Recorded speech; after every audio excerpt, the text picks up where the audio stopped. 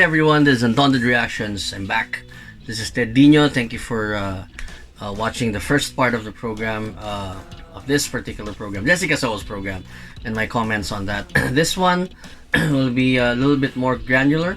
So we're gonna talk, we're gonna listen and react to her interview with the with the presidentiables on a one-on-one basis. So talking about issues and controversies that they have faced. Una ngayon na sumalang ay si Vice President Leni Robredo. Alright, let's get right into it. Now again, just a disclaimer, if you watched the first program, these are my opinions based on what I know right now and in my capacity as a leader in my own in our own company. It's a corporate setting, so it's way different, but you know, the comments will be more on the objectivity and the concreteness of the action plans and some of the reasoning that I find that I will observe from the presidentiables. All right, let's get right into it. Here we go.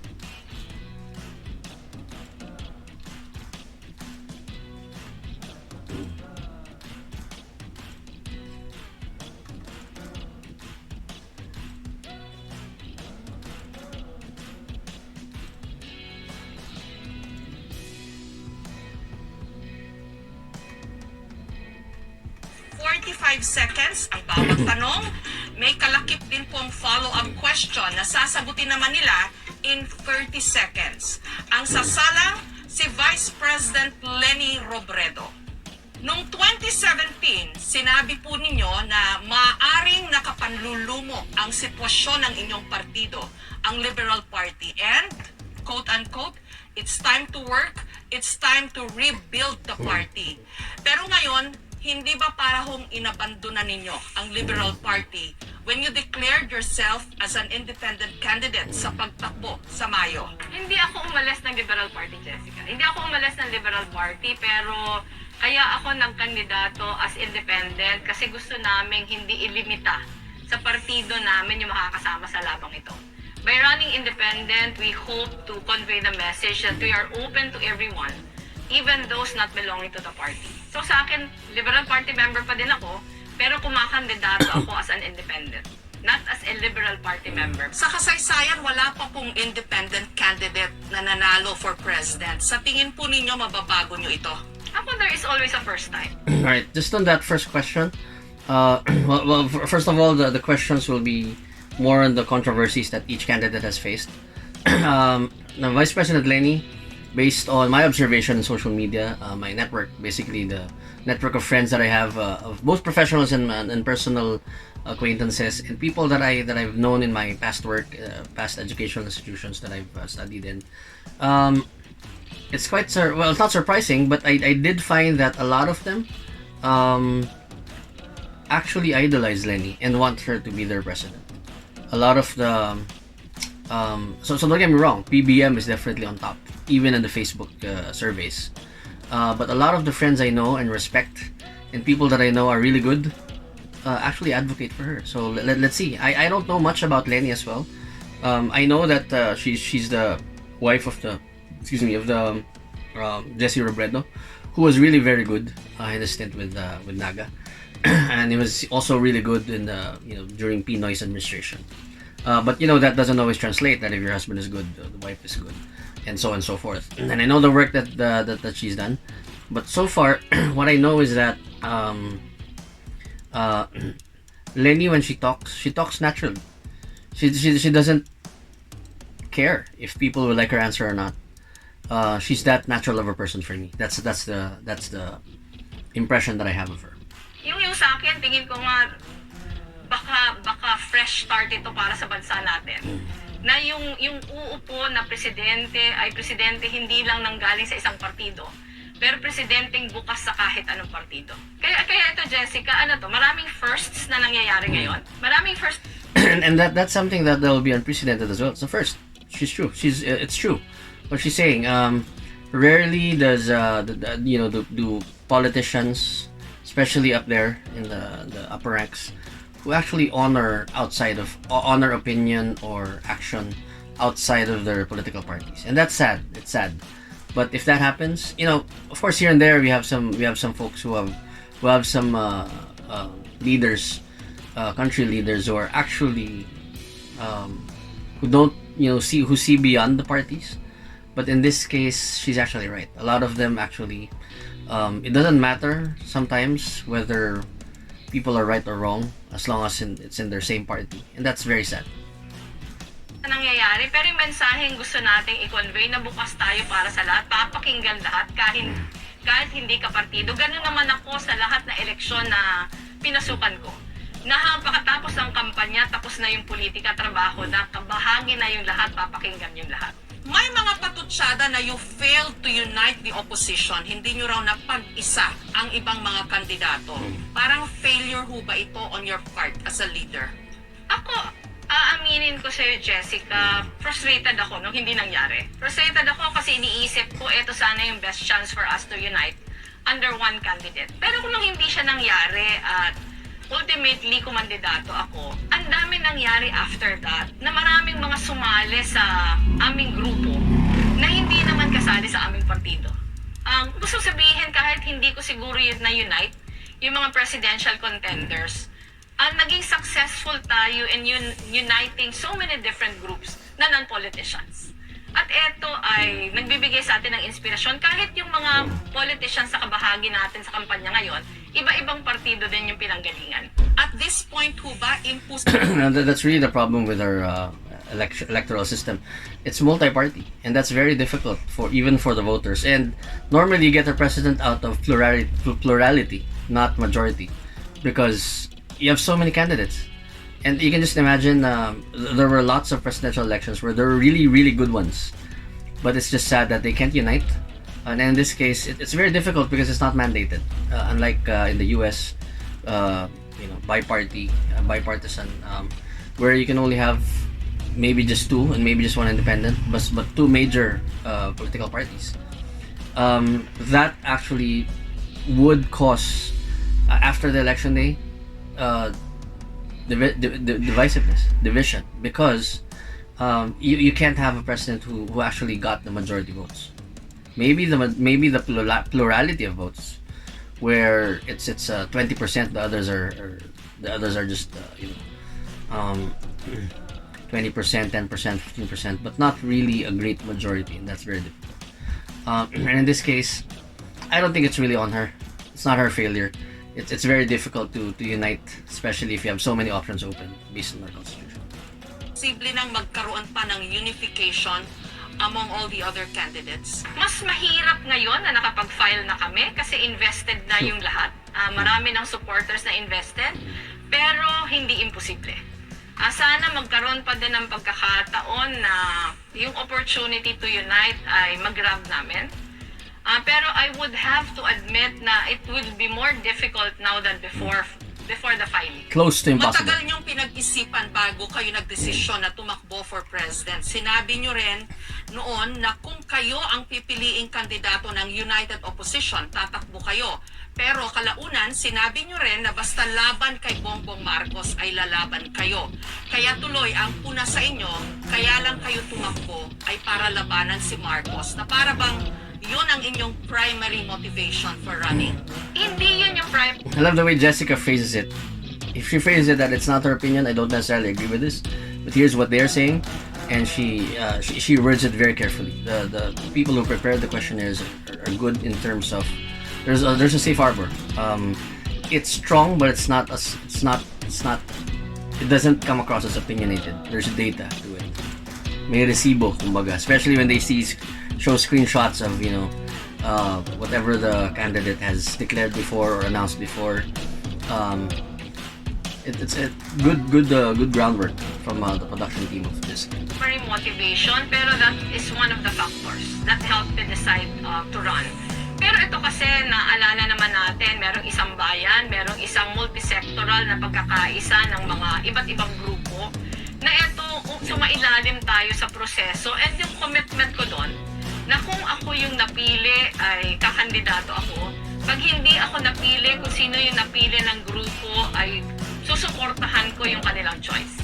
And because of the fact na ako yung pinili nila, nag-comply ako sa commitment. Pero alam mo, mahaba yung journey.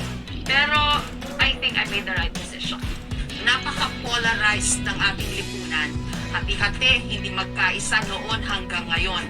Paano ho kaya yon pag kayo ang manalong Pangulo? Paano nyo pag-iisahin ang Pilipinas? Paano nyo pagbubuklurin ang mga Pilipino kahit pa yung mga hindi sumuporta sa inyo o yung mga pro-Marcos? Ako dapat talaga, Jessica, merong mechanism para bigyan ng boses lahat kahit hindi mo kasundo. Yung akin palagay, yun yung ating missed opportunity after 2016. Na dapat sana after 2016, after the campaign, yung mga nakaupo ay nag-extend ng hand para siguraduhin na yung hindi kasama sa laban ay nagkaroon ng pagkakaisa. Meron kayong supporters na nagsagawa ng crowdfunding o paglikom po ng pondo para sa inyong kandidat. Yeah, I felt that maybe Jessica's pressed for time, but some of the questions that I felt were a bit short. I somehow feel that it lacks some follow-up questions, maybe challenging questions, maybe, and maybe it's because of time constraints. I don't know, but Jessica could have maybe prodded on some of the questions like that one, the last one. Pero ayon sa COMELEC, kailangang maging maingat ang mga kandidato o ang kandidato sa pagtanggap ng mga donasyon, lalo pa pag mula sa foreigners na bawal sa batas. Paano nyo sinisigurong lehitimo ang inyong mga donor? Unang-una, hindi ako kabahagi doon. Pangalawa, nung ginagawa na nila yon, talagang sinabi namin sa kanila yung mga bawal. And in fact, tiningnan namin yung parang social media account kung saan ginagawa yung fundraising. Meron dong mga disclosure. Ano yung inyong citizenship, nakalagay doon na pag hindi ka Filipino, hindi ka pwedeng mag-donate. So, ano sila? Well-informed. And yung kanilang nasosource na funds ay ginagamit para sa activities ng mga volunteers din. So, none of that amount ni-receive namin. How do you make sure that those donations do not come with strings attached or donations in general? Ako unang-una, Jessica, I think ito nga yung pinakamabisang paraan. Na iba yung nagsusolicit, iba yung nagka-crowdsource, iba din yung gumagastos ng funds na nalikom. Wala akong personal relationship sa mga nagdo-donate. Walang commitments na binibigay kasi ano to, but welcome, Rise of Kingdoms. You know, I believe there's very good governance amongst or within the team of Leni, this campaign team. That's a very good not really defense, but that's a really good way of governing to protect yourself from possible insinuations like that. So that's a very she was definitely ready. She knew what she was talking about. That's good. Players. It's an honor to be invited. It's not common to have 5 million power. Parang independent activity ng mga volunteers. Ito ho yung medyo controversial sa inyo. Sinabi nyo na tanggapin ang pera pero iboto kung sino ang nasa konsensya.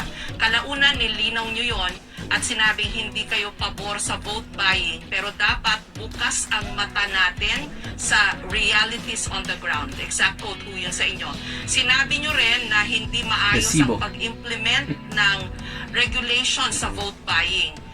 Yun nga lang, sinabihan po kayo ng COMELEC na vote buying pa rin daw yun, bawal, hindi dapat ginagawa at hindi dapat sinasuggest sa mga botante. Pinaninindigan mo pa rin ba ang nauna mong pahayag na tanggapin ang pera at iboto ang nasa konsensya? Jessica, ako, 2 eleksyon na yung aking dinaanan. Hindi lang ako, pero yung asawa ko, 6 na eleksyon yung pinagdaanan. Bawat eleksyon, nagre-reklamo kami. Bawat eleksyon, nagre-reklamo kami na ang vote buying activities na nangyayari sa paligid namin ay tuloy-tuloy. Hindi natin na i-implement yung batas na maayos. And dahil dito, lalo lang na parang namamayagpag. Lalo lang namamayagpag yung mga namimili ng boto. Yung sa akin, tayong mga hindi naniniwala sa pagbibili ng boto, ano yung gagawin natin? Sasabihin natin na kahit kayo tumanggap, ay dapat gamitin nyo pa din yung konsensya nyo. Pero sa akin, Jessica, yung realities on the ground, nangyayari siya and it is up for government, COMELEC, yung PNP, kung sino pa mga law enforcement agencies, na siguruhin sana na hindi ito pinapayagan.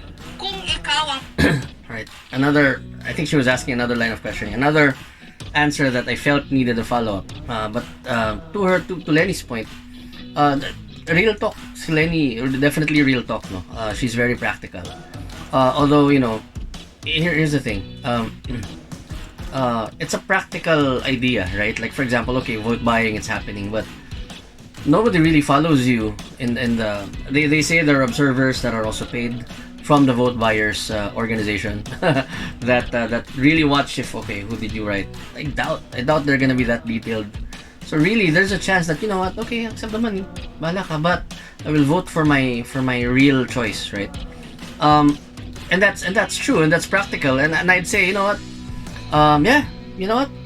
that's practical, that's smart. But if I was a presidential one, I probably won't advise that, because that's really not how you want to be caught or how you want to be perceived. Because truly, bawal talaga. I mean, it won't stop until somebody says, stand your ground, hindi ko pinagbebenta yung boto mo, right? So it's one thing of saying, street smart, saying it, wala nga makita, di sige. But it's another way to publicly say that, go ahead, do it. But I admire that she stood up for it. But I think it could have been handled better. And definitely there's a very difficult that's something that's very difficult to solve. How will you police something like that when some of the other major crimes can't be stopped, right? So vote buying is something that's really hard to police. Even if you put all the regulations there, it's something that COMELEC may not be able to control. At the end of the day, it starts with the value system of the country, the integrity of the country. But if your economy is like this, and somehow I am someone who's starving and I need 500 pesos or 1,000 pesos for the day, why not? And until that root cause is solved, it's gonna be difficult for all. Yun lang. That's my only opinion. We should be careful on what we say, because tulad yan, it's a controversy according to Jessica Soho. It's one of the smaller controversies. It's not really a big thing. So just be careful with the way we perception management, basically, I think, is key here. If you're presidential, especially when you're already in the position, if you're president. mananalong Pangulo, paano mo sisiguruhing matitigil na ang ganitong kalakaran? Lahat kasi, Jessica, nag-uumpisa sa pagiging mabuting halimbawa. Lahat nag-uumpisa sa pagiging mabuting halimbawa sa hindi pagkokondon ng mga masasamang ginagawa. Ginawa namin ito sa Office of the Vice President. Nung umupo kami, Jessica, pinagtrabahuhan namin yung aming ISO certification. Pinagtrabahuhan namin yung... Right, she's gonna talk about ISO certifications, and being in the corporate setting, ISO certifications are really good. They're really detailed, and I have yet to see an ISO company certified that certifies whether it's government or a body that's corrupt. So ISO, when you're certified, that means you're good and you have a governance in place. Whatever ISO that would be.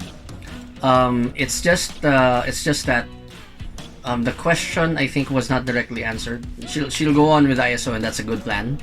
Of course, it has a cost, and it doesn't necessarily mean that if you're ISO certified, you continue with that all year long until you get the next ISO certification or audit. But it's actually a good plan, and she's right when she says, let's start with the Vice President office. But for you to do that in every government office, I think it's not a viable solution at this point. At her scope right now as Vice President, that's a good thing. But as an action plan, saying that we have to be good examples, we have to start from our own. It's not really an action plan. It's an ideal. It's an idea, and the question is, how do you now bridge the gap between that ideal and what's happening on the ground, right? And I know they have plans for it, but it's hard to, even if you ISO certify COMELEC, can't stop vote buying. Aming unqualified COA audit rating na ito pagpapakita na ang aming isinusulong malinis na pamamahala. At ito, dapat kami yung maging ehemplo at inspirasyon para yung lahat ay gagaya sa aming pinapakita sa kanila. Sa mga tumatak It doesn't always follow if you're a good example. People if I am starving, I don't have money to feed food to feed my family, no ISO certification would stop, right? And you know, it's in the situation. It's something definitely deeper. Sa pagkapangulo, kayo ang nasa pinakamataas na pwesto. Kayo po ang as Vice President. Pero kayo rin ang may pinakamaikling karanasan sa politika. Sa inyong palagay, hinug na ba kayo o handa para sa pinakamataas na posisyon sa gobyerno? Jessica, maiksi yung aking panunungkulan sa politika, pero long before I became a politician, I was already a public servant. Nakita ko na yung iba't ibang sides ng coin. Development worker ako for a very long time. Talagang yung aking pagsisilbi ay nasa pinakalaylayan ng lipunan. Etong aking eksperyensya, karanasan sa pakikipagtulungan sa pinakamahihirap, nadala ko ito at yung mga aral nito nung ako ay nag-congresswoman, dala-dala ko ito nung ako ay nasa Office of the Vice President na. And para sa akin, ito yung mahalaga. Mahalaga na yung nakaupo ay yung puso niya nasa pagsilbi talaga sa pinakamahihirap. Ina ng bayan. Yeah, I agree with that. It's not your stint in politics, your tenure in politics. In fact, politika is not the right word. How long you've been in politics? Gaano katagal ka na sa politika? No, she's right. It's how you serve the public, even while you were not in politics, and it's really in the heart. But that's very hard to measure. If I'm a voter, okay, how do you measure that? That's why they have forums like this, platforms like this. But that's actually a very good answer. And you know, if I'm asking the question, I probably won't. You know, I'm probably asking for the public, for the audience. But I personally won't question that, because for me, that is not a qualifier. Definitely. Ang tingin sa inyo ng inyong mga taga-suporta.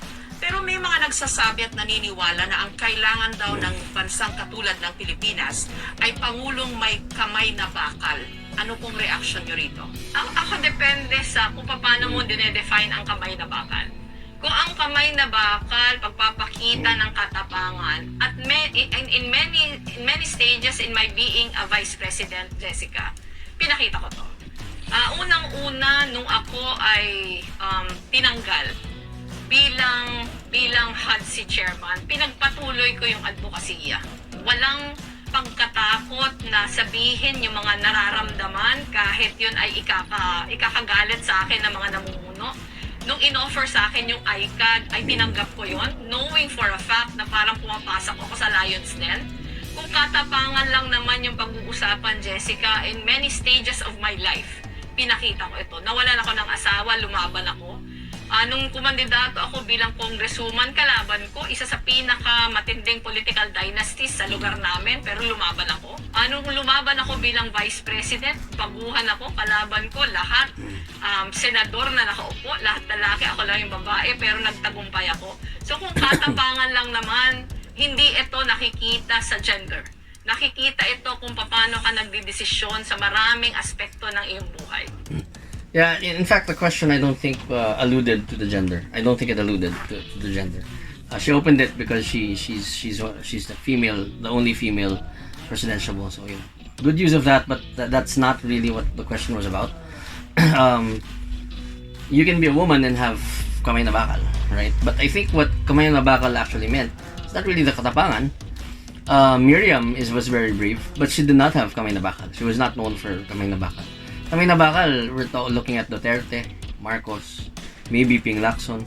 You know, people who are really firm and who will direct and dictate. I'm not saying an actual dictator, but someone who has maybe a little bit of a political will, strong political will. Sometimes kamay na bakal is being compared to martial law, and yes, definitely martial law is an example of kamay na bakal, but it doesn't equate necessarily to martial law. I think that's what they're referring to, and right now, especially with what's happening right now to the Philippines, number one is social media, and yet corruption is all over the place in government sectors. Kamay na bakal, I think, is not really the solution that we need. It's not really the solution that we need. But I think question was answered fairly well. Sa mga pinakahuling survey, pumapangalawa po kayo, pero malaki ang agwat sa inyo ng nangunguna sa survey. Ano ang tingin niyo ho rito at how are you going to improve your numbers? Ako, tuloy-tuloy yung aming mga ginagawa, Jessica. Marami ngayon nawala, nandun sa amin noong 2016. Noong 2016, meron kami political machinery. Ngayon, wala na yon. Yung ating katunggali, napakalakas ng political machinery, napakaraming resources, yung political might napakalakas. Pero meron kami na wala sila. At yun yung passion, yung commitment, yung dedication ng napakaraming volunteers. And para sa akin, Jessica, walang sinabi yung resources, walang sinabi yung political might sa desire ng taong bayan na lumaban para sa bansa natin. Ano po ang sagot? Yeah, that's another good answer. It's not really in the machinery, but it's a big factor. And you know, Marco says, "Wow, that's a big, well-oiled machine." And she's an independent. She's number 2. Well, it speaks a lot for how people admire her. But it's really hard to measure desire and passion, which she says yun ang meron sila, no? Kasi marami ding akong kilalang Marcos loyalists who really have great passion. And Ping also says that about his volunteers. Manny also says that about his volunteers. So it's really hard to put that as a measure. I think in terms of how do you improve, for example, your winnability, I think it goes a little bit more than just saying it's about passion. All of them are passionate. Nyo sa mga hindi nakaka-appreciate o natutuwa sa ipinamamahagi po ninyong lugaw sa inyong pag-iikot. Meron din pong nag-comment na patronizing ang lugaw sa masa. Maidagdag ko na rin po, lugaw na nga raw ang madalas nilang kinakain. Bakit you know that's a very bad it's not Jessica's question, but I felt that question was very Filipino in terms, very negative connotation of a Filipino. Namigay na nga, nagreklamo ka pa. You know what I mean? That's something that, you know, that shouldn't have been asked at all. But let's see how she answers. pang ipamukha ito sa kanila? Actually, Jessica, mas symbolic siya. Yung lugaw, mas symbolic siya in the sense na kaya lang naman yon na parang natikit sa akin. Kasi noong 2016 ako mga kandidato ako, wala din akong resources. Yung mga volunteers namin, ito yung ginawa mga fundraising activities. And yung mga volunteers ngayon na 2022, yun din yung na-associate nila sa akin. So yun yung paraan nila para ipakita yung pakikisa. Yun yung paraan nila para ipakita sa tao na kaisa nyo kami sa laban na to.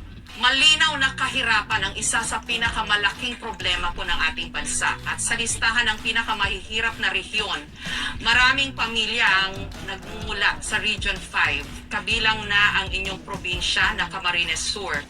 Ang tanong sa inyo at Chuck, pati na rin po ng inyong mga kababayan, anong nagawa ninyo para mabawasan ang kahirapan sa inyong mismong probinsya? Alam mo, Jessica, nung ako ay congresswoman, ito yung aking pinaka-flagship program. Yung aming probinsya, isa sa pinakamahirap na probinsya. And ang dahilan talaga nito, hindi lang yung mga calamities na laging pumapalo sa amin, pero bad governance. Ito din yung dahilan kung bakit at one point, pinag-iisipan kong tumakbo sa isang local na executive position. Kasi pag tumakbo ako sa isang local executive position, marami akong magagawa. Gaya nung nagawa nung asawa ko nung mayor siya ng Naga. Sa pandemya pong ito, lalo lang na-highlight yung napakalayong agwat sa ating sosyedad between the mga mayayaman at mga mahihirap o yung tinatawag nyo pong laylayan. Mamanahin nyo ho ito, paano ho kaya yan? Paano nyo ho ito susolusyonan? Ako, marami na kaming programang inihain. Right, Hindi lang... before that, there was mention of Camarines Sur. It's really hard to justify that question because she never really was a local official there, and you can only do so much in your own power, even if you're a public servant, not a politician, to your province. She's not in that capacity, so it's really hard to quantify and to use that as a measuring stick. and also she's right about the part that there's always calamity there and all that, but there are places, for example, Makati, Davao, right, that were really prosperous and then had really good governance because the leaders from there who became presidents or became presidentiables directly had influence on how things were managed there. Leni did not, in fairness, right? And again, there's only so much you can do if you're a citizen. If you're only a citizen and not and someone in the maybe legislatory department or whatnot, it's not that easy it's not a direct correlation, supposedly. Ayun, na kandidato ako, pero mula pa nung sinimula namin sa Office of the Vice President. In fact, yung pinaka-flagship program namin, yung anti-poverty program namin, Angat Buhay, yung pag-asikaso talaga sa pinaka-mahihirap na mga communities. Pero yung driver kasi nito, Jessica, good governance. Ang driver nito, yung tiwala ng tao sa kanyang pamahalaan. Ang driver nito, inclusivity sa empowerment. At those are really, really very good points. Really, really strong words and appropriate words to use, and those are really what we need. I just love to have a chance to kind of sit down with her. Okay, what concrete steps do you have in each one of those? Good governance, tiwala ng tao sa pamahalaan, inclusivity and empowerment. So what steps do you have to support these ideas? yun yung tututukan natin. Ang sasala, Okay. si Senate Well, you know what? Leni for me strikes me as someone who's very natural, and she's not afraid. She's definitely not afraid of anything. Not afraid of Duterte, definitely not afraid of Bongbong Marcos. Not afraid of what people would say. She's very natural, and I believe her when she says that she wants to serve. That of course does not mean that she'll be a good president right away, right? She's a lawyer, obviously, so she she has the smarts. Track record I would have to review. But Leni in this particular interview, I wouldn't grade any one of them, but maybe because of the platform, it's just 45 seconds to answer. There are not so much details, so I'll look out for more detailed na plataforma ng kanyang kandidatura for being president of the Philippines in future sessions. But in this case, I think she was able to hold her own against these controversies. Honestly, there really is not that much controversy about those questions. Maybe others consider those as the most controversial, but hey, I mean, if you take a look at the list of presidentiables, that's very small. All right. Well, in any case, we will look at the other three presidentiables in the next coming parts. In any case, Leni, I think she has had enough tenure. Whether that's enough to win her the presidency, we'll see. Will I vote her as her president? I'm not sure yet. Right? For those of you who will vote her as her president, let me know what she has done in the comment section. Let's see if that can help the listeners of this program and myself as well to vote for her. In any case, there's been Undaunted Reactions. Again, my name is Ted. Until the next video.